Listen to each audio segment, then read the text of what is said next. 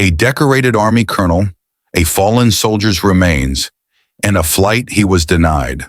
What happened next shook America. The airport was alive with its usual chaos. Families dragging rolling suitcases, business travelers absorbed in their phones, children racing ahead of exhausted parents. The constant hum of chatter, airport announcements, and the occasional coffee cup clattering against tile filled the air. Yet for Colonel James Thornton, the noise faded into the background. His polished dress shoes clicked against the floor as he stepped inside, his uniform crisp, his ribbons and medals gleaming under the artificial light. But the real weight pressing down on his chest wasn't from those accolades. It was from the flag-draped casket waiting on the tarmac. Private First Class Daniel Harris, 25 years old. Gone too soon.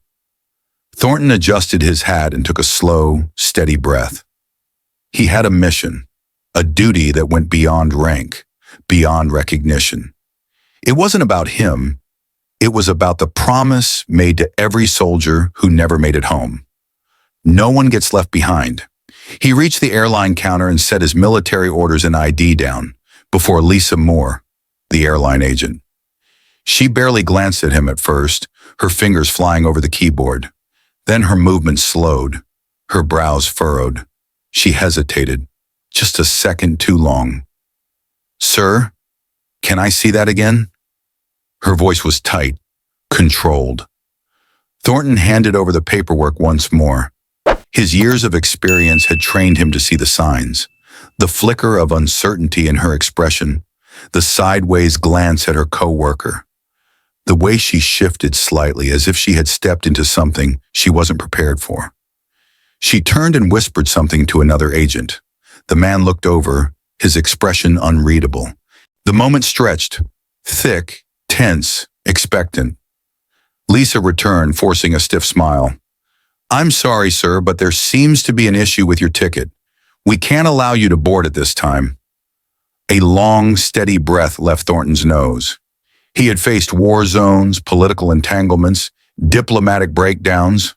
But this was different.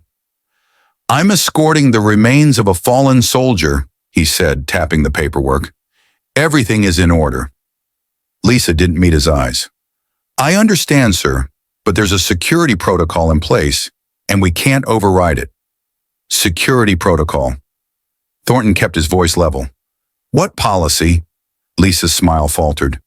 "It's just policy." Behind him, the line was growing. People shifting, murmuring. They could sense something was wrong. But instead of stepping aside, Thornton squared his shoulders. He wasn't leaving without an answer. Neither was the airline staff backing down. The air around the counter thickened. A man in a military uniform being denied a flight? That wasn't something you saw every day. His voice remained calm but firm. "Ma'am, I need to understand exactly what the issue is. This is a military assignment, not a personal trip." "My documentation is valid." Lisa hesitated. Her eyes flicked toward a small group of airline staff huddled near the back, whispering urgently. Then a man stepped forward. William Grant, the supervisor. A middle-aged man with a tired expression, he adjusted his name tag and folded his arms. "Sir, I apologize for the inconvenience," he started, his tone practiced and professional. "But we have certain policies in place, and unfortunately, we can't override them at this time." There it was again. Policies. Thornton inhaled slowly. He had heard these lines before, just in different places. "I've flown with military escorts before," he said evenly, keeping his frustration buried under years of discipline. "I know the procedure, and I know there's no policy stopping me from boarding. So let's be honest. What's the real reason I'm being denied?" Grant shifted on his feet. "It's just an extra security measure. Nothing personal, sir." Nothing personal? That was rich. Thornton clenched his jaw but didn't react. They were waiting for him to lose his temper, to give them a reason to call security. He refused to play into their hands. Then a voice cut through the tension. Sir, do you have an issue with his military clearance? Thornton turned his head slightly. A man in his 60s, wearing a USMC hat, had spoken. A Marine. A veteran. Grant looked uncomfortable. No, sir. This isn't about clearance. We just have to follow standard protocol. The Marine scoffed. I've been through security 1,000 times, and I've never seen protocol stop a soldier from escorting one of our own home. He folded his arms. So what is it? More murmurs spread through the line. People were pulling out their phones now, recording. Lisa, the agent who had denied Thornton, stole a glance at Grant. She looked unsure now. Grant sighed, rubbing a hand over his temple. He looked at Thornton again. The weight of the moment was settling in. Let me check something, he muttered before walking off. Lisa kept her gaze down, suddenly very interested in her computer screen. Thornton stood tall, shoulders squared, staring straight ahead. He wasn't going anywhere, but neither was this story. The line was silent now. Then, a voice from behind him. Excuse me, sir. Thornton turned. A young woman, Emily Carter, no older than 25, stood nearby. Phone in hand, her eyes uncertain but determined. I just want to make sure I understand. She hesitated. They're not letting you board? Thornton exhaled. That's correct. Emily blinked, as if expecting a different answer. Then she turned her phone screen toward him. I'm live right now. People need to see this. And just like that, the floodgates opened. A man held up his phone. This is wrong. This man is literally escorting a fallen soldier. A woman further back waved a hand toward the counter. Excuse me. Can someone explain why he's being denied? More voices, more phones raised. The tide had shifted, and the airline had just lost control of the story.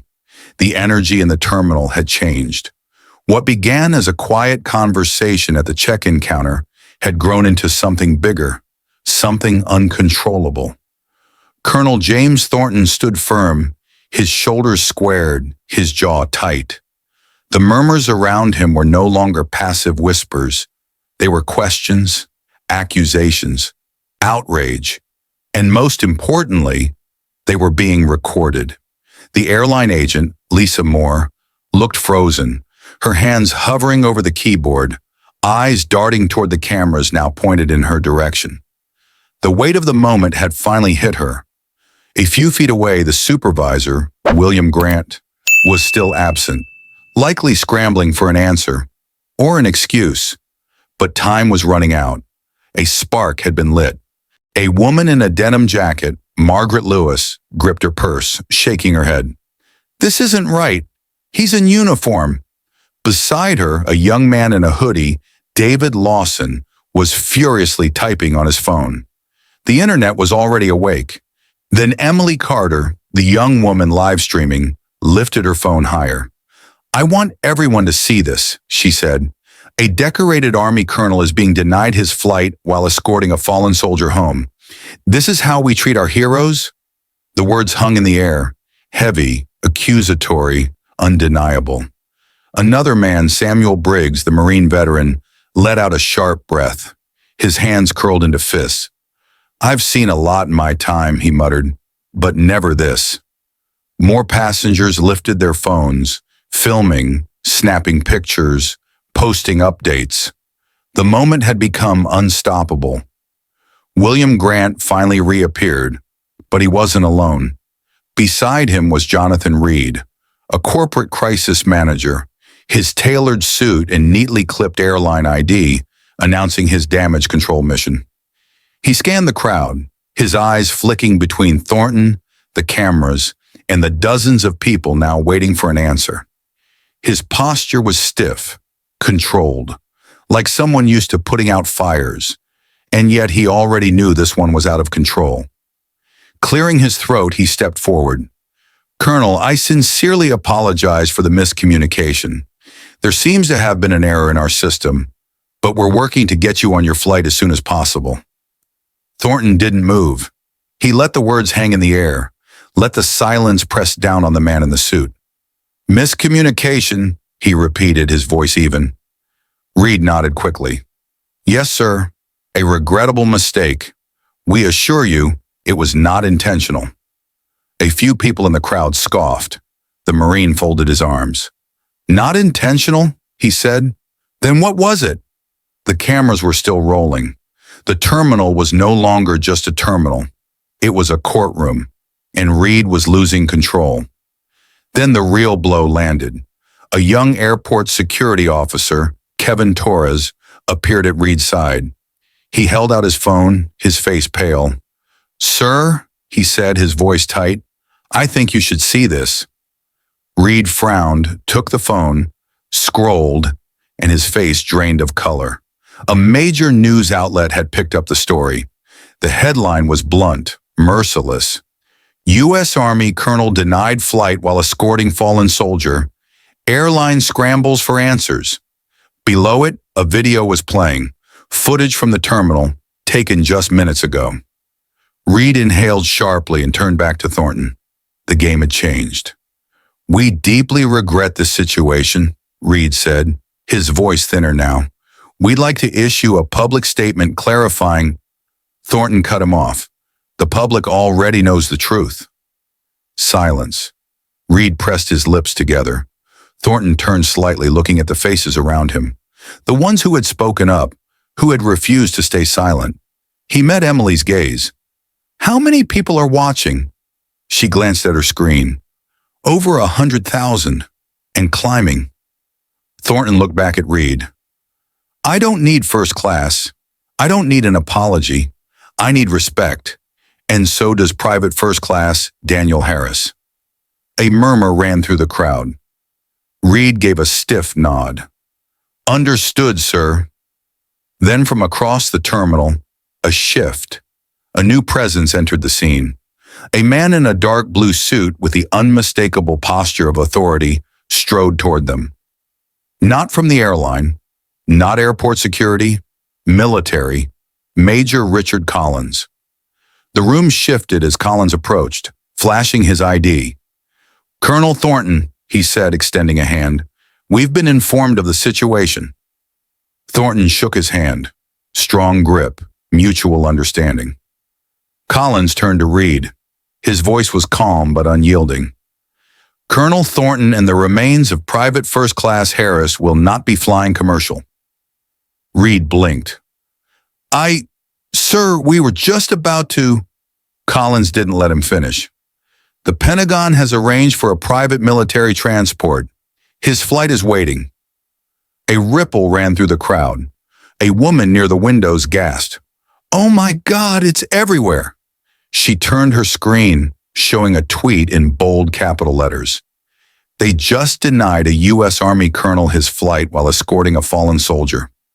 This is how we treat our heroes? Let him fly. Beneath it, retweets, comments, likes, the numbers skyrocketing. Then another post from a veteran advocacy group. We are aware of the disgraceful incident happening at Airport Name. Expect action. The realization sank in. The airline had lost control. Thornton turned to Samuel Briggs, the Marine who had spoken up. Appreciate you, brother. Briggs tipped his head. We look out for our own. Thornton adjusted his uniform, squared his shoulders, and walked out, not toward the gate, but towards something bigger. For the airline, however, the nightmare was just beginning. The backlash was instant, relentless. News networks picked it up. Veteran organizations demanded answers. Politicians weighed in, calling for accountability. Then came the financial hit. The airline's stock price plummeted. A boycott movement gained traction. Customers flooded social media. And finally, the final blow. A lawsuit. A coalition of military advocacy groups filed a formal complaint against the airline, citing discrimination and failure to uphold service member protections.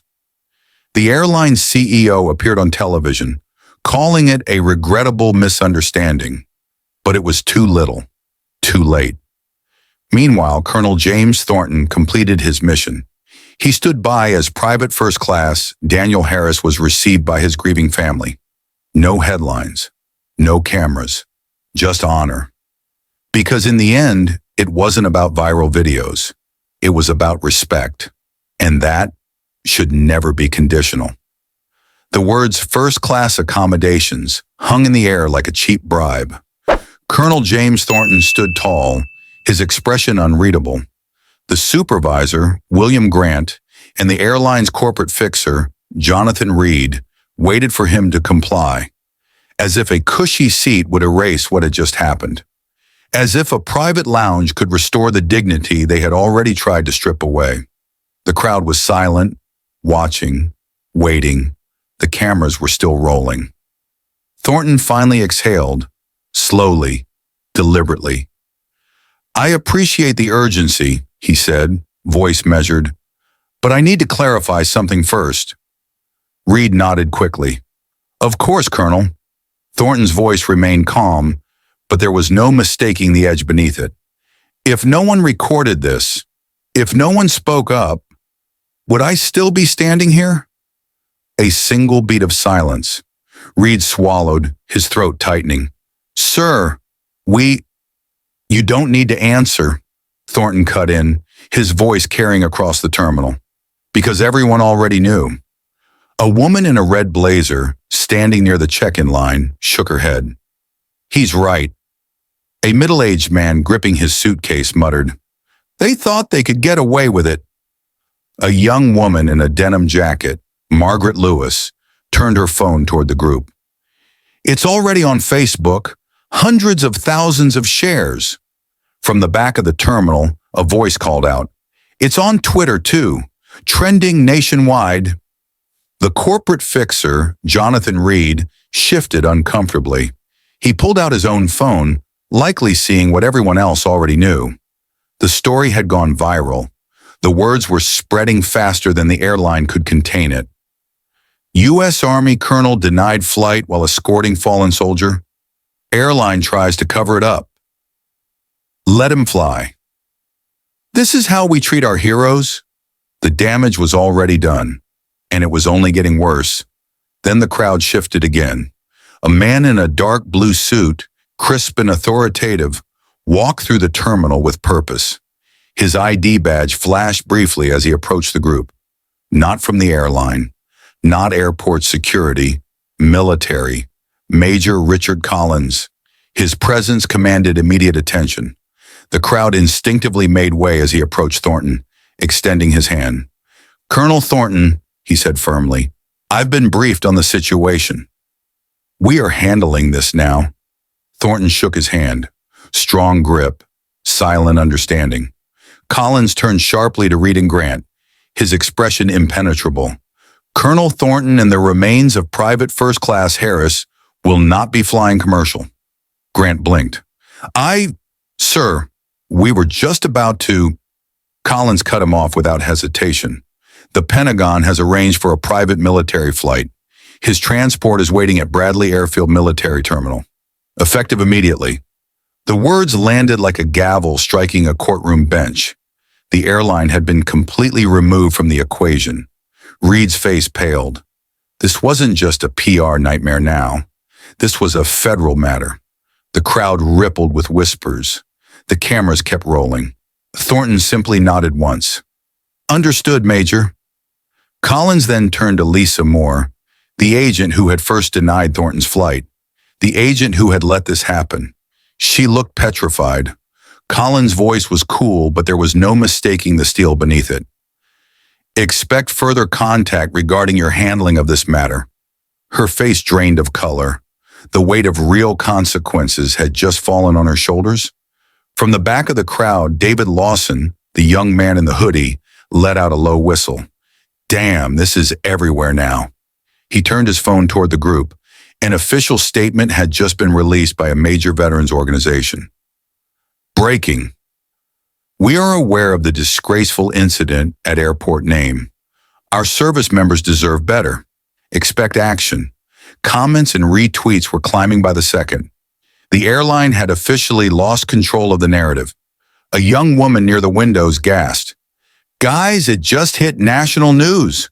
She turned her screen, showing a headline in bold capital letters. U.S. Army colonel denied flight while escorting fallen soldier. Outrage grows. The realization sank in for everyone watching. This wasn't just a mistake anymore. This was a scandal, and the airline had no way to contain it. Thornton adjusted his hat and turned back to the crowd. He met the gaze of Samuel Briggs, the Marine veteran who had first spoken up. "Appreciate you, brother." Briggs nodded. "We look out for our own."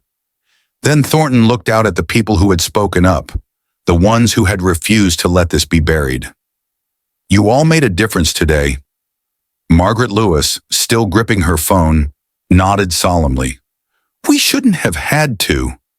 Thornton gave a small nod. She was right. Then, without another word, he turned on his heel and walked out of the terminal. Not toward the gate, not toward the first-class seat they had tried to throw at him like a lifeline, but towards something bigger, the military transport, the mission, the real reason he had been here in the first place. But for the airline, their nightmare was only beginning. Within hours, news networks picked it up. Veteran organizations released official statements. Politicians called for accountability. Then came the financial hit. By the end of the week, the airline's stock dropped 11%. A boycott movement exploded across social media. Customers flooded the company's inbox with complaints. And finally, the final blow. A lawsuit. A coalition of military advocacy groups filed a formal complaint citing discrimination, failure to uphold service member protections, corporate negligence. The airline CEO appeared on television, calling it a regrettable misunderstanding. But it was too late. The damage was irreversible. And yet Colonel James Thornton had long since moved on. He stood by as Private First Class Daniel Harris was received by his grieving family. A folded flag, trembling hands, silent tears, no cameras, no headlines, just honor. Because in the end, it wasn't about public outrage. It wasn't about viral videos. It was about respect. And respect should never be conditional. The terminal wasn't just an airport anymore. It was a courtroom, a battlefield, a public reckoning. The airline had lost control of the narrative, and now it was scrambling for survival. Colonel James Thornton stood firm, his shoulders squared, his expression unreadable. Around him, the crowd wasn't just watching anymore. They were waiting, expecting, demanding. And then something unexpected happened. The terminal shifted. A new presence entered the scene. A man in a dark blue suit, crisp and authoritative, walked through the crowd with purpose. His ID badge flashed as he approached. Not from the airline, not airport security, military, Major Richard Collins. The moment he stepped forward, the crowd instinctively parted. The weight of real authority had arrived. His eyes locked onto Jonathan Reed, the airline's corporate fixer. "We are handling this now," Collins said, his tone leaving no room for argument. Reed's mouth opened, then snapped shut. He knew better than to push back against the U.S. military. Collins turned to Thornton, extending his hand. "Colonel, I apologize for the delay. The Pentagon has arranged for a private military flight. Your transport is waiting." A ripple spread through the crowd. A woman near the windows gasped. "Oh my God, it's everywhere." She turned her phone, showing a news alert in bold capital letters. U.S. Army colonel denied flight while escorting fallen soldier. Public outrage grows. Beneath it, hundreds of thousands of comments, shares, retweets. The airline's nightmare had gone nuclear. Reed finally spoke, his voice tight. "Major, we were just about to..." Collins cut him off without hesitation. "No, you were just about to cover your tracks. We're done here." Reed visibly swallowed. His career was hanging by a thread. Samuel Briggs, the Marine veteran, stepped forward. His arms were crossed, his eyes locked onto Reed. "So what happens now?" he asked, his voice cold. "They just get away with it?" The crowd murmured in agreement. Thornton turned, scanning the faces in the terminal, the people who had spoken up, who had refused to let this be buried. Margaret Lewis, the woman in the denim jacket, nodded toward him. "We need accountability." Emily Carter, the young woman live streaming, adjusted her phone. "This isn't just a mistake. This is a pattern." More voices rose in agreement. The anger had turned into something deeper, something lasting. It wasn't just about Thornton anymore.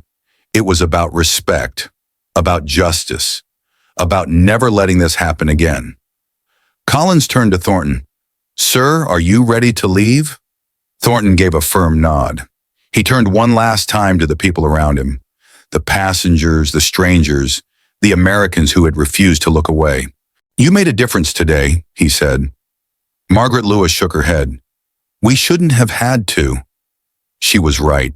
And that was the real problem. Thornton didn't look back as he walked toward the exit, Major Collins by his side. But for the airline, their nightmare was only beginning. Within hours, the consequences exploded. News networks ran with the story. Veteran organizations released official statements. Politicians called for congressional hearings. Then came the financial destruction. The airline's stock price plummeted 11% in a single day. A nationwide boycott movement gained traction. Customers flooded social media and corporate emails with complaints. And then, the final blow. A lawsuit. A coalition of military advocacy groups filed a formal complaint citing discrimination against a service member, failure to uphold federal protections for military personnel, corporate negligence, and misconduct. The CEO of the airline appeared on live television that evening. His face was pale, his smile tight. "This was an unfortunate misunderstanding," he said. "We deeply respect our service members, and we are taking steps to ensure this never happens again." The public didn't buy it. Margaret Lewis sat at home that night, scrolling through her phone. She read the comments beneath the airline's apology post. "A misunderstanding? We saw the videos. It wasn't a mistake, it was a choice. You respect the military? Then why did it take a viral scandal to fix this? Boycott, never flying with them again." She smirked. They had tried to bury it, and they had failed. And Colonel James Thornton?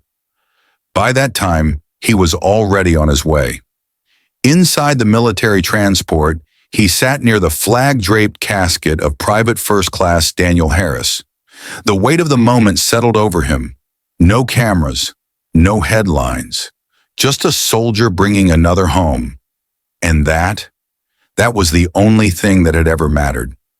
As the aircraft lifted into the sky, Thornton closed his eyes, exhaling slowly. The world below was still watching, still demanding change. And for once, they weren't looking away. 2 weeks later, the fallout was complete. The airline's stock was still suffering. The CEO was forced to resign. The lawsuit moved forward, with congressional hearings scheduled. And on the steps of Capitol Hill, veterans stood together, demanding permanent protections for military personnel in transit. Among them, Samuel Briggs, the Marine veteran from the airport. "This wasn't just about one man," he told reporters. "It was about every service member who has ever been disrespected, overlooked, or forgotten. That ends now." His words echoed across TV screens, headlines, social media feeds. This was bigger than one flight. This was about justice, about dignity, about never letting this happen again, and the entire nation was watching. Colonel James Thornton never spoke publicly about what happened that day. He never needed to, because the people had already spoken for him. And in the end, respect should never be conditional. Lessons learned from the flight denial that shook America. The story of Colonel James Thornton, a decorated Army officer denied boarding while escorting the remains of Private First Class Daniel Harris, is more than just an unfortunate incident. It is a powerful reflection of deeper issues in society. It highlights the failures of corporate ethics, the power of collective action, the role of social media, and the undeniable truth that respect should never be conditional. This event exposed the reality that justice is often only served when enough voices demand it. From Thornton's initial denial to the overwhelming public outcry, this incident offers valuable lessons on respect, accountability, leadership, and social responsibility. One of the most glaring lessons from this story is that respect should never be conditional.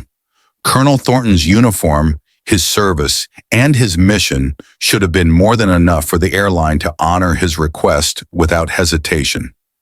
Instead, he was met with resistance, hidden behind vague policies that were only lifted when public pressure became too great to ignore.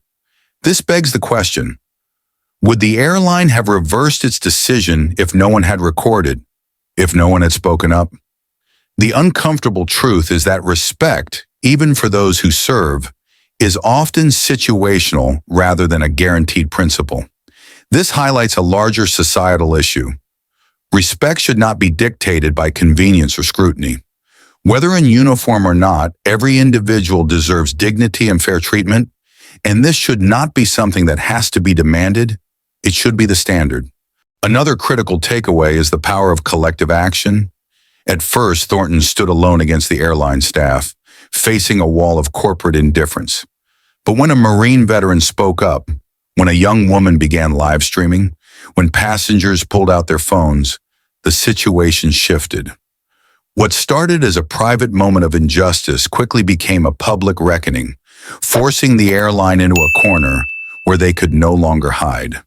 The reality is that corporations, governments, and institutions often rely on silence and compliance. They count on people accepting mistreatment without resistance. But this story is a testament to the fact that one voice can inspire many, and when enough people refuse to stay silent, change becomes inevitable. This lesson extends beyond the single event. History has shown that injustice, when exposed and confronted collectively, can be dismantled. The incident also reveals a harsh reality about corporate accountability. The airline's response followed a predictable pattern: deny first, deflect responsibility, then attempt damage control when the backlash became unmanageable. Initially, they insisted on policy enforcement, but when the video went viral, when news headlines exploded, their tone changed. Suddenly, it was a regrettable misunderstanding. The shift in response wasn't rooted in remorse. It was a PR strategy to minimize damage. This proves a fundamental truth. Many corporations act not out of moral obligation, but out of necessity when faced with public scrutiny. This is why transparency and accountability must be enforced externally, not left in the hands of those who have something to lose. If people had not recorded, if the military had not stepped in, the airline's initial decision would have stood. This is a reminder that corporate ethics should not be dictated by convenience. They should be a principle, not a reaction. Social media played a pivotal role in exposing this injustice, proving that it is a double-edged sword. In many cases, social media is criticized for spreading misinformation, fueling outrage culture, or enabling cyber harassment. But in the right hands, it can be an unmatched tool for accountability. Within hours of the incident, the hashtag number "Let Him Fly" was trending nationwide. Videos of Thornton's treatment had been shared hundreds of thousands of times. News outlets picked up the story, and veteran organizations issued statements demanding action. The sheer speed at which this incident spread highlights the transformative power of digital advocacy. However, this raises another concern. What happens to injustices that don't go viral? Thornton's story had a resolution because it reached millions, but there are countless incidents of mistreatment that never gain traction. This serves as a reminder that social media should be a tool for justice, not the sole determinant of whether justice is served. A significant aspect of this event was the response of the U.S. military. While the airline hesitated and scrambled, the Pentagon acted swiftly, arranging for a private military transport for Thornton and Private First Class Harris. This was a clear statement. The military does not abandon its own. The contrast between the airline's delayed, calculated response and the military's immediate, decisive action is a lesson in true leadership. Real leadership means taking action when it is needed, not when it is convenient. The military's intervention was not just about correcting a wrong, but about sending a message that respect for those who serve is not optional. It serves as an example of how leadership should operate in every aspect of society, swift, firm, and uncompromising when it comes to doing what is right. Beyond the immediate injustice faced by Thornton, this story represents a larger, systemic issue. This wasn't just about one colonel being denied a flight. It was about a pattern of disregard for individuals who don't fit into corporate priorities. It was about every traveler who has been denied fairness due to arbitrary policies. It was about every service member who has been disrespected despite their sacrifices. The public outcry that followed wasn't just about defending one man. It was about demanding that this kind of treatment never happen again. When people rallied behind Thornton, they weren't just standing up for him. They were standing up for every person who has ever been mistreated, dismissed, or ignored. This proves that real change happens when people recognize that an injustice against one is an injustice against all. By the time the airline was still scrambling with damage control, Colonel Thornton had already moved on. While headlines dissected the company's downfall, he was completing his mission, standing with the family of Private First Class Daniel Harris as they said their final goodbyes. No cameras, no press conferences, just honor, because in the end, that was all that had ever mattered. This moment is a stark reminder that while the world obsesses over scandals and controversies, real heroes continue their work, with or without recognition. The ultimate lesson from this story is this: respect is not something that should have to be demanded. It should be given freely, unconditionally, and without hesitation. No one should have to fight for basic dignity, whether they wear a uniform or not. The fact that it took a national scandal to correct something that should have been obvious from the start is troubling. But it also reveals hope, because when people stand together, they can force change. The final takeaway? Respect should be the standard, not the exception. It should not require a viral video or public outrage to ensure people are treated with dignity. Until that happens, we must keep speaking up, because silence allows injustices to continue, and next time, it might not go viral.